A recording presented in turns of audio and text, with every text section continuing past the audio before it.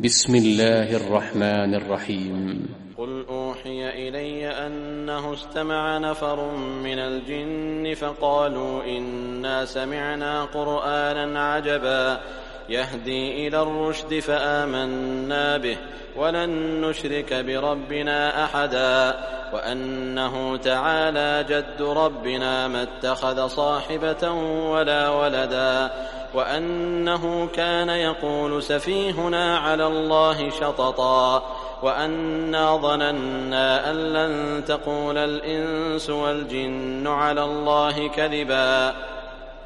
وأنه كان رجال من الإنس يعوذون برجال من الجن فزادوهم رهقا وأنهم ظنوا كما ظننتم أن لن يبعث الله أحدا وأنا لمسنا السماء فوجدناها ملئت حرسا شديدا وشهبا وأنا كنا نقعد منها مقاعد للسمع فمن يستمع الآن يجد له شهابا رصدا وأنا لا ندري أشر أريد بمن في الأرض أم أراد بهم ربهم رشدا وأنا منا الصالحون ومنا دون ذلك كنا طرائق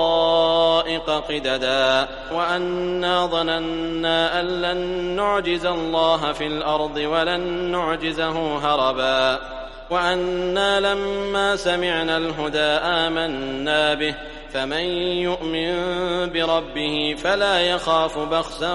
ولا رهقا وأنا منا المسلمون ومنا القاسطون فمن أسلم فأولئك تحروا رشدا وأما القاسطون فكانوا لجهنم حطبا وأن لو استقاموا على الطريقة لأسقيناهم ماء غدقا لنفتنهم فيه ومن يعرض عن ذكر ربه يسلكه عذابا صعدا وأن المساجد لله فلا تدعوا مع الله أحدا وأنه لما قام عبد الله يدعوه كادوا يكونون عليه لبدا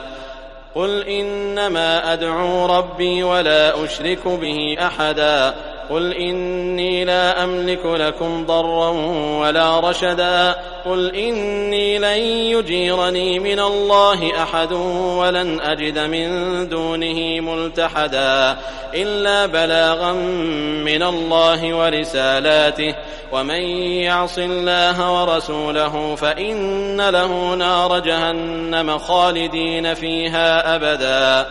حتى إذا رأوا ما يوعدون فسيعلمون من أضعف ناصرا وأقل عددا قل إن أدري أقريب ما توعدون أم يجعل له ربي أمدا عالم الغيب فلا يظهر على غيبه أحدا إلا من ارتضى من رسول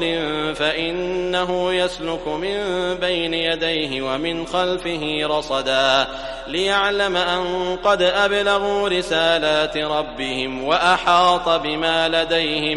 وأحاط بما لديهم وأحصى كل شيء عددا.